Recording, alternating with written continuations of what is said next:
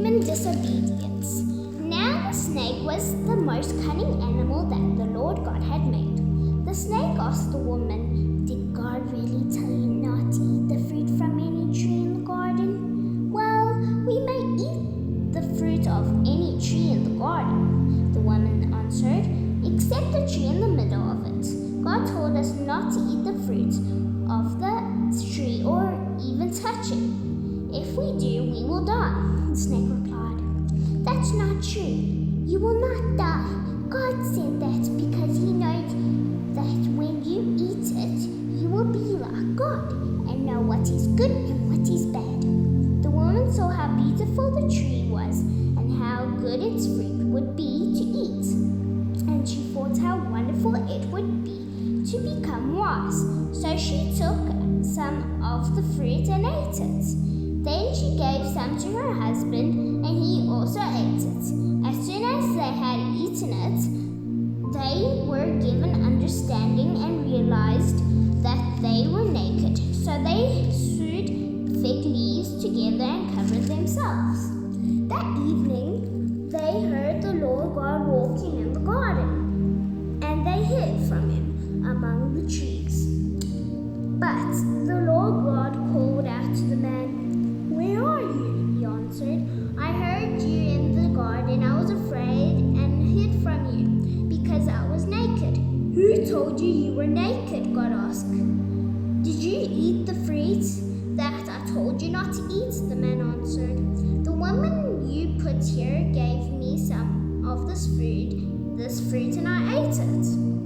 The Lord God asked the woman, "Why did you do this?" She replied, "The snake tricked me into eating it."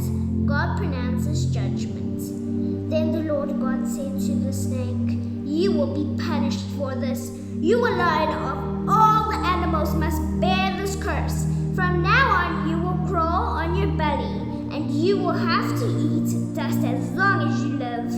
I will make you and the woman hate each other. Her offspring and yours will always be enemies. Her offspring will crush your head, and you will bite her offspring's tail."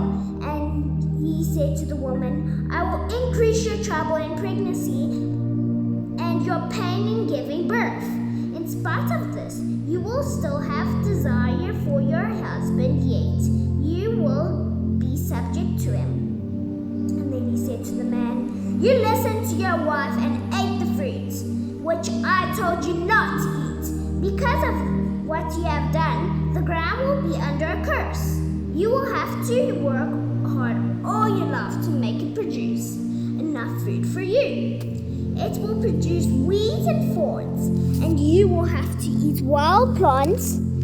You will have to work hard and sweat to make the soil produce anything until you go back to the soil from which you were formed. You were made from soil, and you will become soil again." Adam named his wife Eve because she was the mother of human beings, and the Lord God made clothes out of animal skins for Adam and his wife, and he clothed them. Adam and Eve are sent out of the garden. The Lord God said, "Now the man has become like one of us and has knowledge of what is good and what is bad. He must not be allowed to take fruit from the tree that gives life. Eat it and live forever." So Lord God sent him out of the Garden of Eden and made him cultivate the soil from which he had been formed. Then at the east side of the garden, he put living creatures and flaming swords which turned in all directions. This was to keep anyone from coming near the tree that gives life.